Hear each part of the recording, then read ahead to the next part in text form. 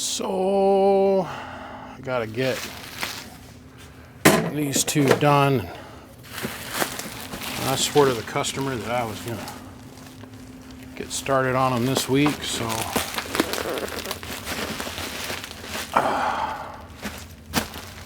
let us start.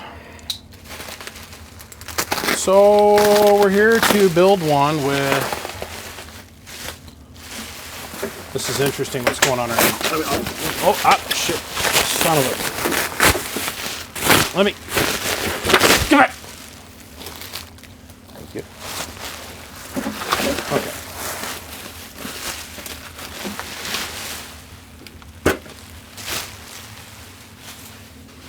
That's one.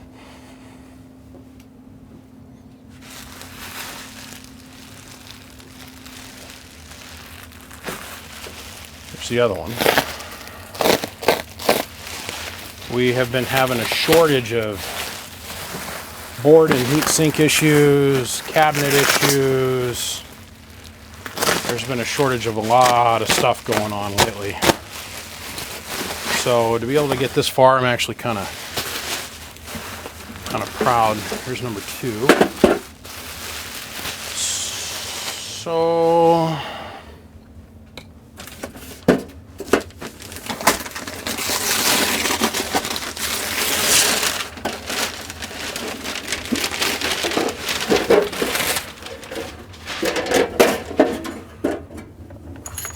cabinet number 1.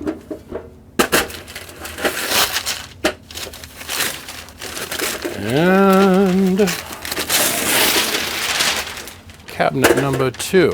Okay. So, cabinet number 2 is going to be a copy of something we just made. And cabinet number 1, if I can find them, is going to use these.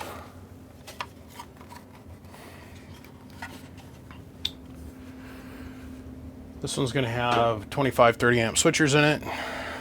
This one's going to have an iron core transformer. This one's Toshiba. This one's HG. Same thing. Now, let's go over here, because in here,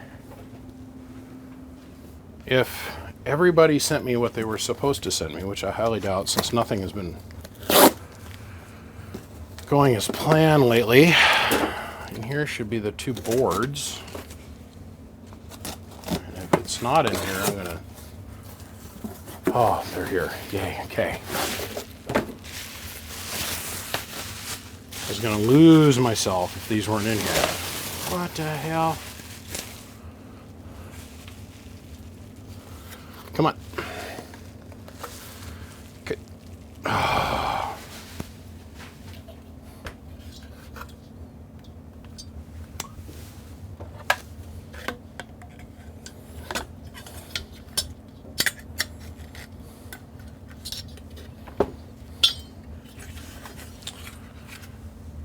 You're gonna go there, and that one's gonna go there. We're building 2 6-pill units. This is what we're doing today. Probably most of tomorrow. So, yeah. Let us start by ripping the boards off and polishing the heat sinks. And then we're going to put the transistors down. And then we're going to build some cool shit. So, let's get started. By the way, I'm not the only one that's noticed. Like I said, we're having a hard time with heatsink right now. Like, a really hard time getting our hands on heatsink at this moment. So we'll see what happens in the future to come. But for today, this is what we're focused on. Let's grab the Z old can of white jizz. You know, as far as we've come as a human species, it boggles my mind that this silicone-based ceramic grease is the best that we can come up with for RF. Now, Listen to what I'm saying. For RF. There are way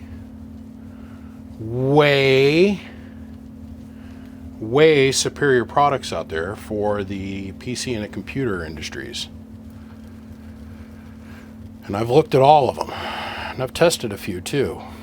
I've had several people show up over here in my life thinking that, you know, oh, he has never tried this, or oh, he's never tried. I've tried every kind of thermal god dang schnot bulbism that I could find. And I tell them all, okay, well, let's say like Arctic Fox. Arctic Fox is a metal-based thermal compound. And it works in the computer world, where they have just a slightly different metallurgy going on. And that material here in the RF world doesn't work so hot. It's the same thing with like liquid metal. Liquid metal is another very good heat transfer media that's great in the computer world. In the RF world, the metallurgy that we have on the transistors, some of them, specifically the LD-MOS technology, the coating that they put on the foot of the transistor, the base of the transistor, liquid metal will creep up through the molecules of the metal, and it turns into a capacitor, and it causes all kinds of weird problems, and we end up having shorted out transistors, and it doesn't work so hot for us. That's the thing, is in the RF world, where this white silicone long polymer strain chain stuff works great. I even tried that stuff from that one online scientist guy that created his own thermal paste and shows how it works great for him and stuff. It dries out the way we use it, and it doesn't work too well for the way we use it. You gotta remember, you have the substance that you're trying to use as a transfer media, and then you have the actual application to which you're going to use the substance in.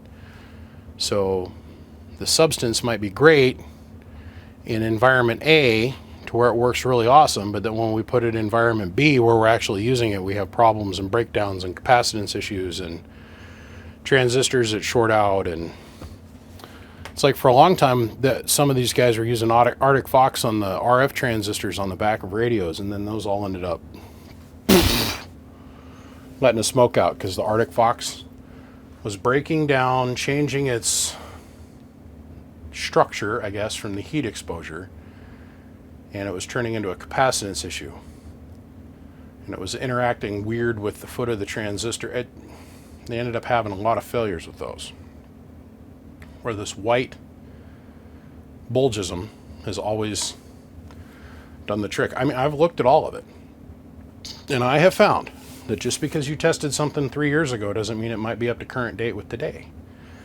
So there's certain things that I go look at and try to stay current on in this, and one of them is the thermal compound. But I'm telling you, that thermal coat is the best. I can put this down, put a transistor on this, come back 10 years, pull the thing up, and it's still wet and moist and supple. Sounds like I'm talking about a girl's boobies, as it was when I laid it down. So I don't know, food for thought. Okay, let's put some boards on it and put some transistors in this thing. Well, okay. So I was just gonna get the boards populated. You guys have seen me do the build-up on these things over 1,000 times now on video, literally. So I figured you didn't want to see the board population.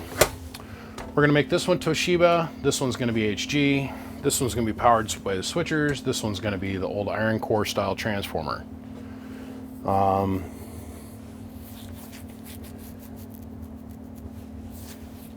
I don't know. I just did a whole YouTube video at the time of the filming of this. I just did a YouTube video on these new switchers that are in the market, and there's nothing. This is what we've got to work with. Okay, we can't get the old 30 amp style anymore that we used to get.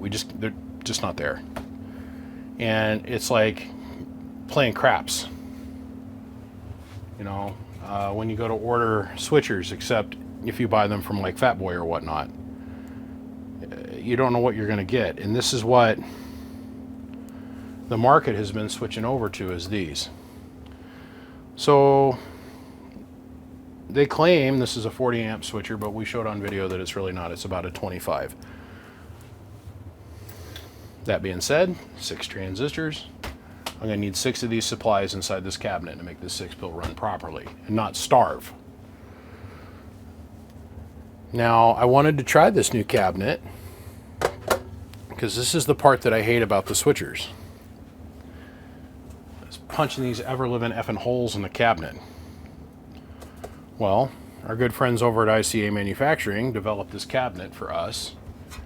And this is a small transistored power supply box. What it's specifically designed for is this, though. Let me get you a couple visual aids here. This is their 2x8 board. And this is specifically designed for the 2x8. But it was set up for the old school switchers. I could have built on this heatsink board in this pallet. That's not what I wanted to do. I wanted to have this extra space here. So I can get that extra module in there. That makes sense? I wanted to try this cabinet. I've been wanting to try it now for some time. But I'm not going to just order up a cabinet and be like, oh, yeah, I just wanted to look at one in person. No, I got to have a reason. You know what I mean? I'm not going to waste my money and just willy-nilly buy cabinets just to look at them. I got to wait until I had a project. Well, this project presented itself. And the thing I like about this cabinet is it's set up more specifically for what we need. This is a mobile 16-pill cabinet here.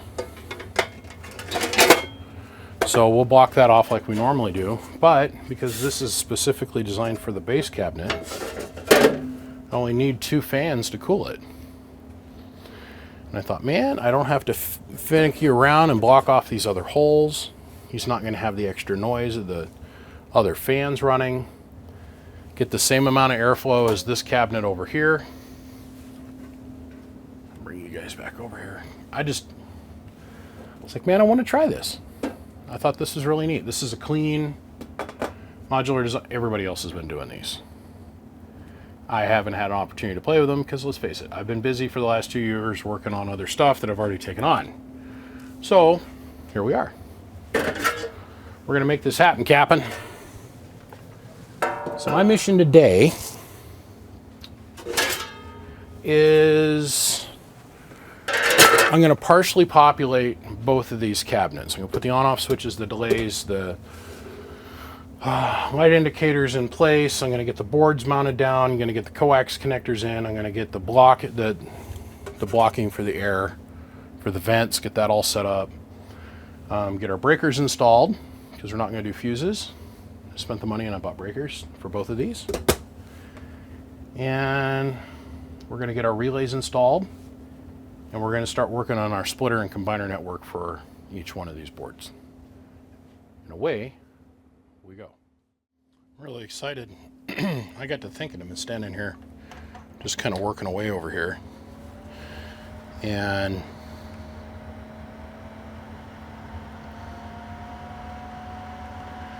what I found, I was thinking, you know, I always keep several of these supplies around. You know, because I never know when something's going to show up here and need to get modified, right? Or have a bad supply. And I thought, man, I know I keep like 10 of those things laying around here all the time. And I went over and I started digging. And sure enough, I got 5 of them. I'm like, that's sweet. This will make a 150 amp, a really solid 150 amp switch supply for the 6-pill. Now, you and I both know that, you know, I could probably get away with using 3 of these because it works out to be one 30 amp module per 2-pill section, right? So technically 4 would be overkill, but I'm going to put 5 in it. Why? because I can. What's another 30 bucks in switcher? To just know for a fact that this is going to be out there running forever. So that's what I'm going to do. I trimmed all of these to 14.89, 14.9 volts. Our cabinets are coming along. I got the boards mounted down. I have the boards mounted down. And we got the back end of them somewhat populated.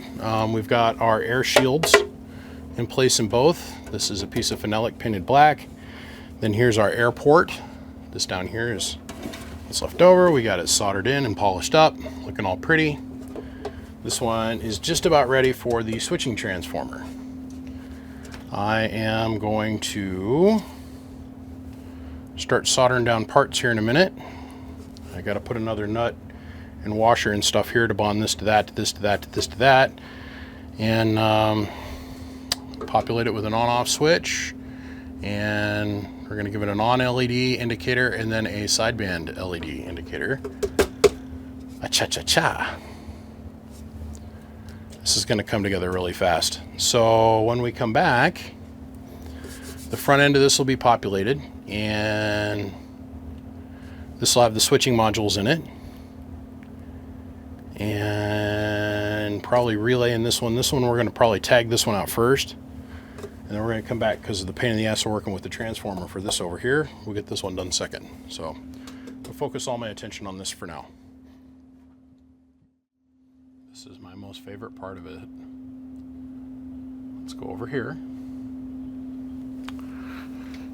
And we'll wrap the power cord around the camera tripod. And we'll try to do this to where you guys can enjoy it too. So here we go. Oh, solder smoke in the eye. Gotta love it. Put that wick underneath there. So, no, come on. Here we go.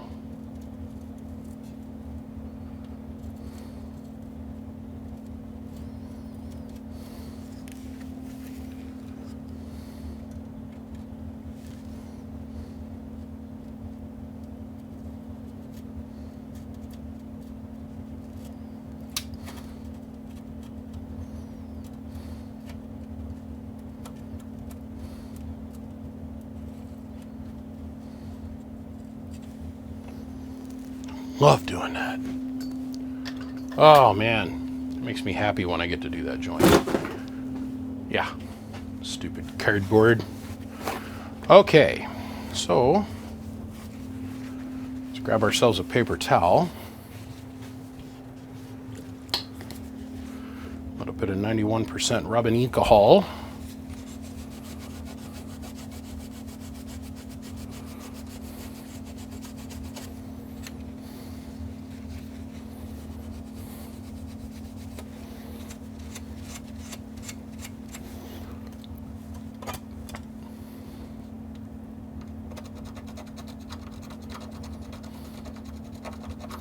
Put a little bit of liquid flux down on this to help. Now I'm paying for it.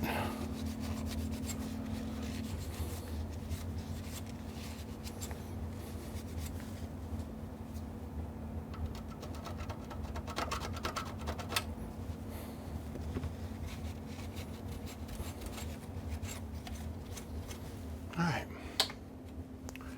It's pretty. I like it. Deja vu, right? We were just here. But BBI, we just watched the segment just a second ago. Don't adjust your televisions. This is the second amplifier. And I happen to be doing some of this stuff side to side, so I don't have to come back and do it again, you know what I mean? It makes sense to just cut the copper once and not have to cut it and tool it and sand it and polish it and everything, you know? I'll show you what I mean here in a second.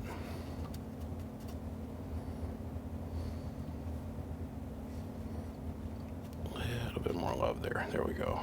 There we go. Oh, love it. Love that. Big solder, lots of flow. All right. Let's clean this up a little bit. All right. So, needless to say, pow, dunzers. So, there's no power supply in this one yet, right? But, like I said, I was going to focus most of my attention on the other one for the time being. So let's pull this out of the way. We'll set that out of the way. We'll be back over to that in the next day or so. But for right now, let's just take a look at this. So this is where we're at now at the moment. Like I said, we're going to way overbuild the power supply. This amplifier is going to probably get used on sideband more than it is on AM. I don't want to run a chance of the power supply possibly running out of shmoo to run the little 6-pill. So 30, 60, 120, right? 150. 150 amp power supply for 6 transistors. Beautiful. Beautiful. So 50, 100, 150. Figure roughly 25 amps per transistor, give or take. Fully saturated on sideband, this is going to be perfect. Perfection. We built a little elevated platform over here. This is going to be our output combiner. This is going to be our input splitter. So the input circuitry is going to go this way. Output's going to go that way. This relay is going to be the one that drives the keying circuit and the bias circuit. And we just wired this up all nice and pretty. Hand tied everything, of course.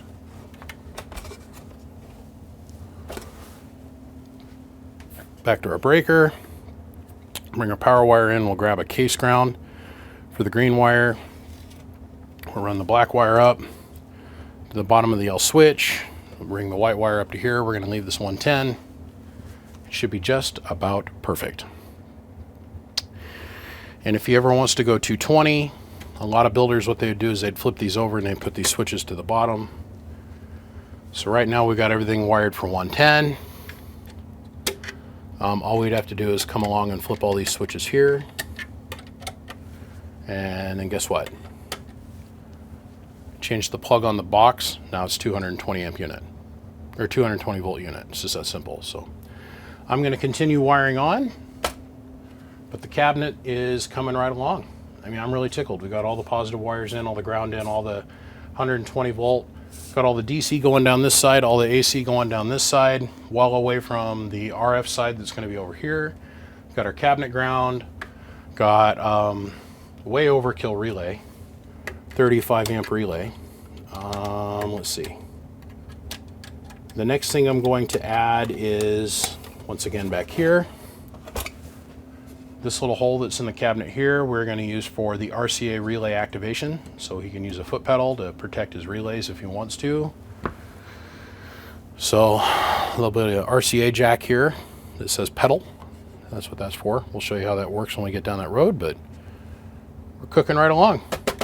We're actually almost done with this. The only thing I got left to do here is just a couple small things.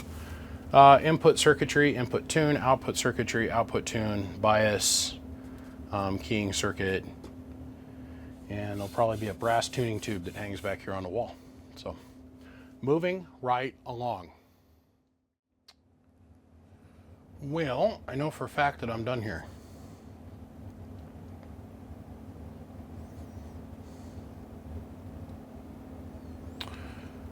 Got your auxiliary key pedal, coax, ground, breaker, of course, power wire. The only thing I got left to do to this is to add the power wire to it,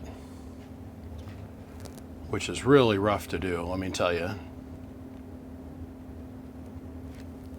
Bring the wire in through here, solder it to here, take one back to the ground, put a plug on it.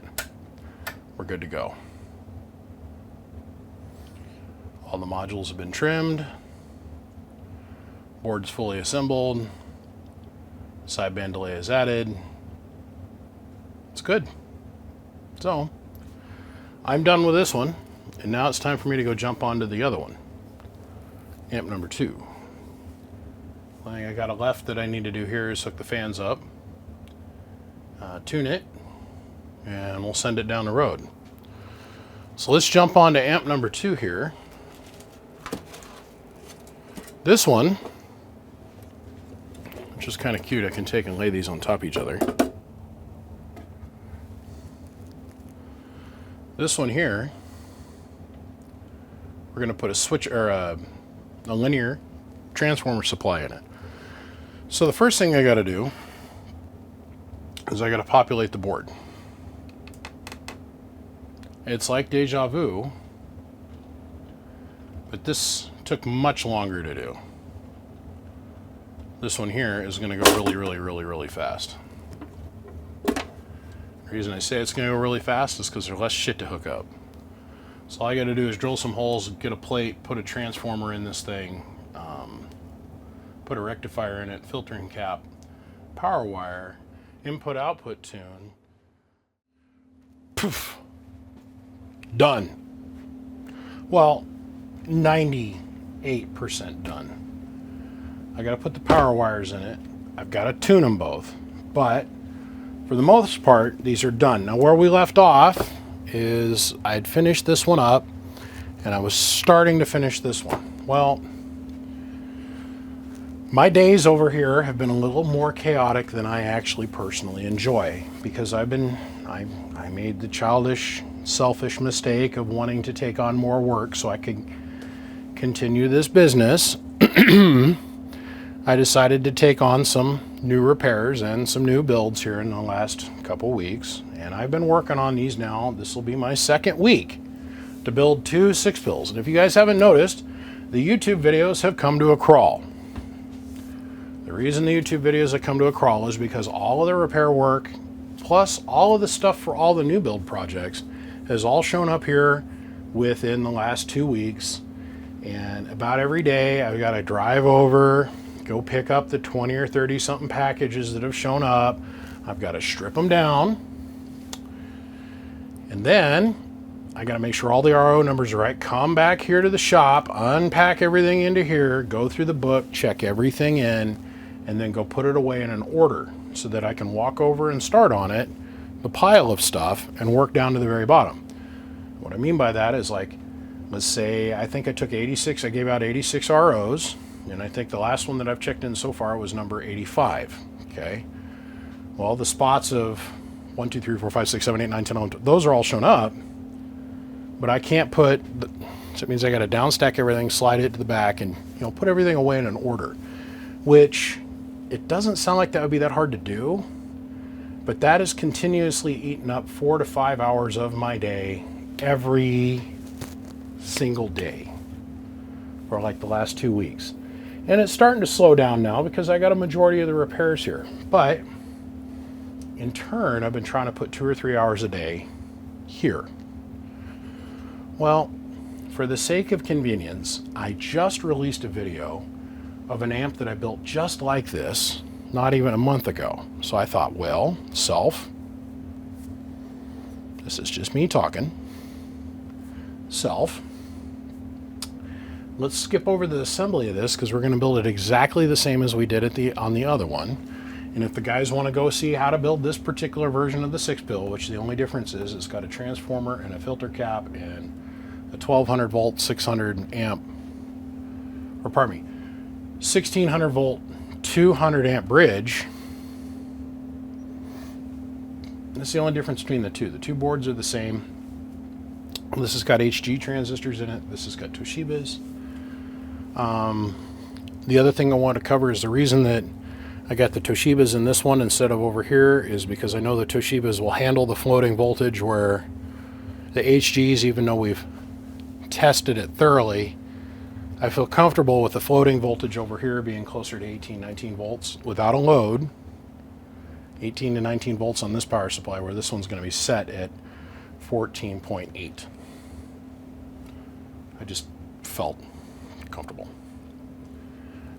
The size difference between the two amps, which are going to produce roughly the same amount of power, is just breathtaking. And the weight difference between the two is just utterly breathtaking. This one here probably weighs 35 pounds, 40 pounds, and this one here weighs about 15. So the only thing I have left to do before I can actually key these, I'm going to put the power wire in it, which this is 12 gauge 3 lead. I couldn't find, I had a place here in town that I could go buy the 12 gauge 3 and pre-blow molded, looks really professional and nice and pretty. They quit carrying them because apparently I was the only one on earth buying them. So when they ran out, they weren't reordering anymore. So off to the electrical supply shop I go, and we've got 12.3. Even though this is probably going to get plugged into an outlet that's only got 14 gauge wire feeding it. 12.3. This will go right through our strainer leaf, and I'll bring it up to the on-off switch, and then bring the return lead, the white wire, to the breaker, and then take the green to the cabinet. So I'm going to do that really quick, and then we'll be back. And we're going to slowly start bringing these online. I've also got the cabinets done. This is lid for this guy. And we're going to do this a little differently. This is the lid for this guy. But over here, this dude, we're going to do it differently. There is acrylic Lexan in here. It's just super clean, that's why you can see right through it. There's acrylic here, so we can look in and see their electronics, and we're going to put the fan on the transformer side of things. Normally how I would do this is I put the fan over the electronics and you can look in and see the power supply. We're going to do it different. It's because I want everybody to be able to look in here and see what what it looks like on the input side or the power side. So it's not going to make any difference on how the air flows. It's still going to have a ton of air washing around and floating around all these parts. It's not like it's going to cause it to get any hotter or any cooler, but whatever. So let me run away, and let's get some power wire in this thing. And I want to test all my bias circuits. We'll get bias on each one of these 2-pill sections. And we'll get our input and our output tunes tuned out. And that'll be about the time we come back here, and I'll be like, okay, so amplifier 1, amplifier 2. This is what amplifier 1 does, amplifier 2. Ready? Ready? Here we go. Here we go. Yay! Finally getting done with this project. Okay, let's go over here, turn this thing on. It's going to be our sideband delay here. Let's turn that off. You know what? Before we go that far, let's turn that off. Okay, so we got our voltmeter. 1,000 watt slug in PEP, 1,000 in average, and 5 watt slug in reverse. So first, we're going to go look at this. This is what we're going to put into it for drive. This is a derail 955 striker. Hello, 1 2 1 2 1 2 1 2. About 125, 130 watts. Hello. Okay. Let's go up here. Once you know it, that's just about the wrong angle for the light bulb to be hitting in the. There we go. Okay. Oh. Freaking Paltalk camera. There we go. Okay, now everybody can see what everybody's doing. That's a 5 watt slug in reverse from the striker. And this is our pass-through tune. This is the amp off. Hello, 1 2 1 2 1 2 1 2. No reflect. Hello, 1 2 1 2. Okay. Let's turn the amp on.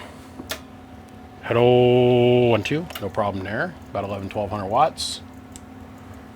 Let's look at our power supply. 14.92. Hello,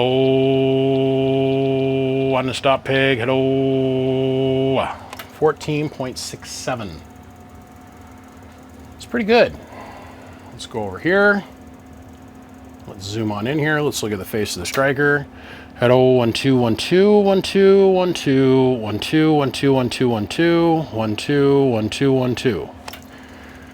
So this is one of these weird moments where I'm splitting the difference. What do you mean, BBI? I can tune this to where I've got 0 reflect on the bird meter, but then according to the striker, which is most likely what my customer is going to be using, I have 2 bars of SWR. 2. Not flat like this. Hello, 1 2 1 2 1 2. Or I can go with the fact that we've got half of 1 watt worth of reflect with 120 watts going in and 0 bars shown here on the striker. So we're splitting the difference. Half a watt's not going to hurt anything, and the front of the striker is happy. Okay. Let's go back down over here to the Bird 43. And let's go up to 2x. So now fully deflected, this thing all the way around to the corner, it's 2,000 watts. That's 1,000, there's 12, there's 14, so on and so on. So let's go over here, back around the camera. Head 1, 2. 1900 watts with a 955 hitting it. Oakley dokley. Looks good to me, George. Let's turn this off. And we have no fans on it right now. So as soon as I'm done with this test, I got to mount the fan up and let the heat get stripped off this cabinet because it is warm.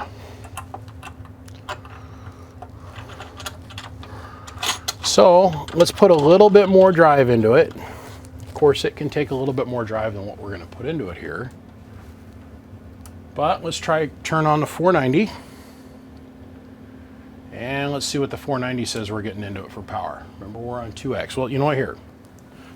Make it simple. Step all the way back around the camera. Go back down to 1x here real quick. And back around the camera again. Head 1, 2, 1, 2.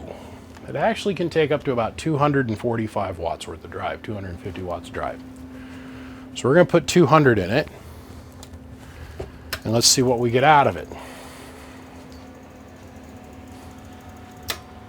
Hello, what do you go? Hello, 1, 2, 1, 2. 14 and some change, 15 and some change. Which is just about right. Let's take a look at our power supply once again. Hello, 1, 2, 1, 2, 1, 2, 1, 2, 1, 2. 14.62 is all I've seen it drop to. So, we're good. This amplifier is tuned out.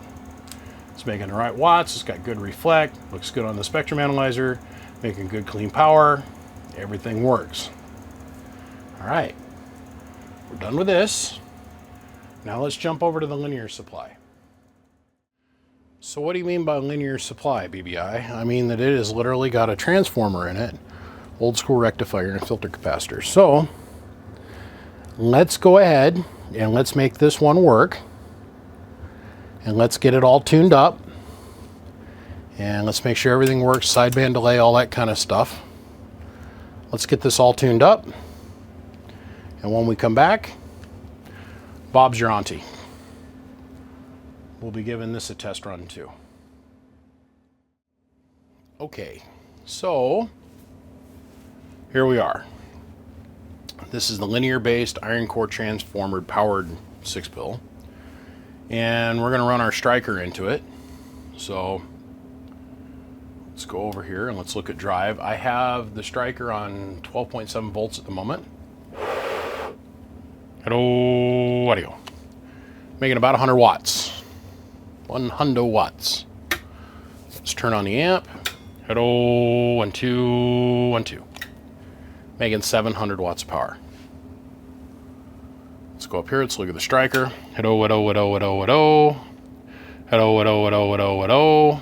Just like the other one. Tuned out perfectly. Now, the reason we're not seeing so much power out of this time is because I'm not putting that extra 30 watts worth of drive into it because I have the voltage on the radio way down. So let's look at our power supply over here. Hello. We're floating at 17, or pardon me, we're floating at 22, dropping to 17 volts. So let's change this out a little bit. Let's go ahead and shut this off. And we'll hook this up. Now what we have hooked up in this equation is our bench 2-pill. So I've got the 2950 driving our bench 2-pill right here. Okay. Now let's go over here and see what we're doing for honest heavy modulated power. Hello, about 250. Hello. About 250 watts. Let's go ahead, we're going to switch on the amp. We're going to step on the foot pedal and engage the relay. So we're utilizing the RCA hook up here. We're stepping on the pedal. You guys can see it moving. We're not running any power into the amplifier. We're manually keying it. So we're letting the relays completely close and latch so we don't burn our relays. Now watch this. Hello. Just slamming it in the corner. So let's come over here. Let's take this up to 2x. Now, as you guys know from the previous video segment, we get all the way here to the corner, it's 2,000 watts. Right here in between the 40 and the 50, or 40 and the 60, that's 1,000, 12, 14, 16, 18, 2,000 watts. I say this so many times, but I have to repeat myself every single time. All right, so now with our 250 watts of drive, easily getting over 1,600 watts. Let's do this again.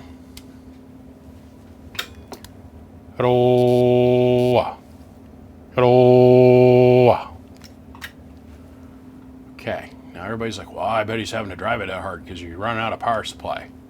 Absolutely not. Ready? Hello.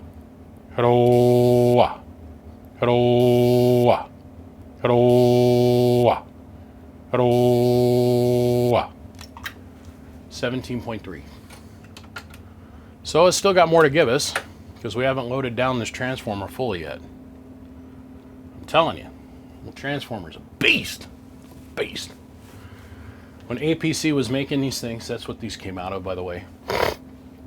When APC was making these battery backups and they used a linear transformer design, it was pre-switch, before the switchers were really efficient. This was the bomb diggity. Okay, so we're seeing around 1,900 watts, almost 2,000 out of this 6-pill, and it's running good, running really good. Now, in all fairness, I have to test the other box underneath the same circumstances. Are we going to get that same amount of watts? Probably not, because the voltage on this sits a little bit higher. But I want to put the bench 2-pill driving into the switch-powered supplied 6-pill.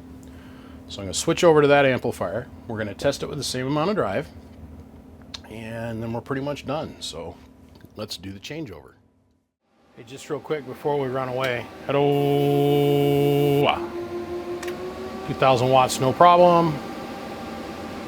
Hello. Okay. Fan stayed turning.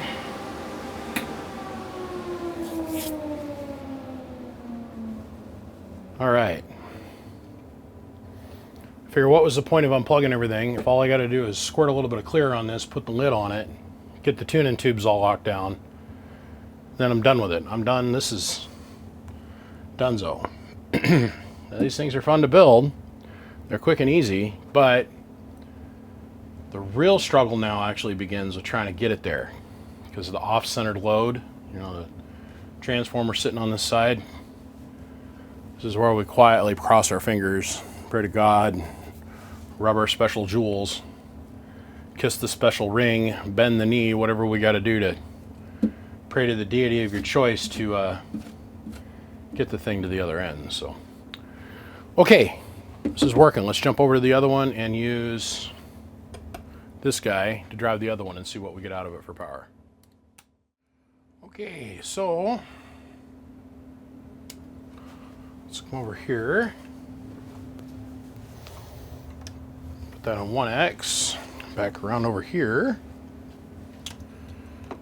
Hello, audio. Same watts for drive. Of course, in the corner. Up to 2X. Hello, audio. 1, 2, 1, 2. Hello, 1, 2. Huh. Hello. Nope. Hello. There we go. Hello. 1, 2. That's what we're going to get out of it. And remember, like I said, this isn't really a competition between the two. Where the difference lies is in the voltages and the supplies. This here is not quite as hot as the iron core supply is as far as voltage. This sits at 14.6 fully loaded. The other one's closer to 16 volts. So, now this thing's running like a Swiss watch. Let me throw the lid on it. We'll test the fan circuitry, and we'll go from there. Hello, audio, 1 2 1 2. Hello, 1 1 1 1 1. Dig it.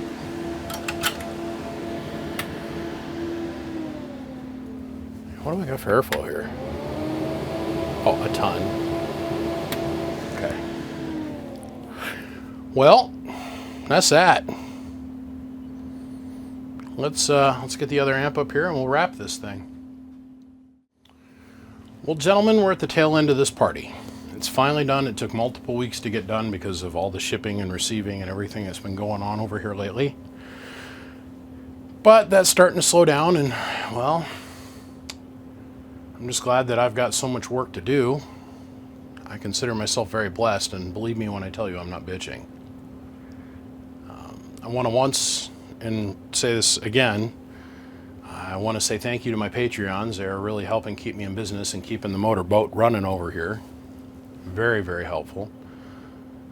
Our next big thing that we're going to purchase is most likely going to be a little bit different camera. The one that we're using here right now is a little dated. It's a Sony FS5, which is an amazing camera.